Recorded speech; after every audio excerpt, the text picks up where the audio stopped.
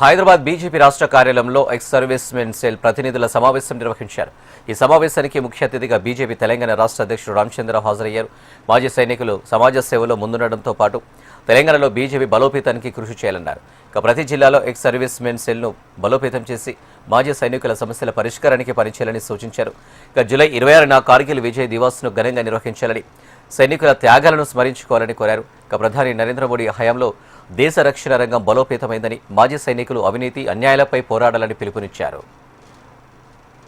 రేపు 26వ తారీఖు కార్గిల్ దివస్ ఉన్నది.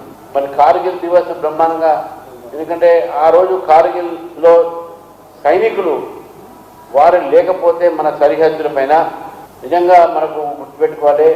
ఆ ఒక్క సరిహద్దుల పైన సైనికులు ఎంత కష్టంతో ఆ రోజు ఆ కార్గిల్ అనే ప్రాంతంలో అసలు మనం పోలేము.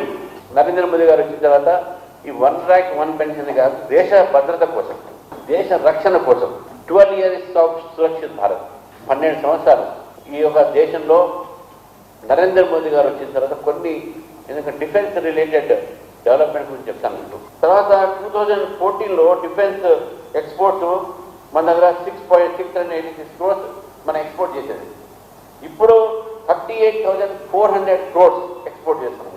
ఎక్కడ 686 crores, ఎక్కడ 38,000 crores. తర్వాత డిఫెన్స్ బడ్జెట్ కూడా 2014లో 2.5 lakh crore ఉండేది. ఇప్పుడు 8 lakh crores defence budget, 7.9 lakh crores ఉన్నది. కాబట్టి నరేంద్ర మోదీ గారు డిఫెన్స్ రంగానికి చేసినటువంటి ఒక ఏదైతే డెవలప్మెంట్ చేశారో ఆత్మ నిర్భర్ భారత్ మనం చూసినాము. ఏ విధంగా ఆపరేషన్ సింధూర్లో కానీ ఇప్పుడు మన దేశం దగ్గర నుంచి కూడా చాలా దేశాలు ఈ యొక్క ఆయుధాలు కొంటున్న పరిస్థితి మనం చూస్తాము. ఇతర దేశాల మీద మనం ఇంకా డిపెండ్ అయ్యి అందరం కూడా కలిసి బీజేపీ తెలంగాణలో అధికారం తీసుకొచ్చే ప్రయత్నంలో మీ అందరూ భాగస్వామ్యం కావాలని చెప్పేసి కోరుతా ఉన్నాం.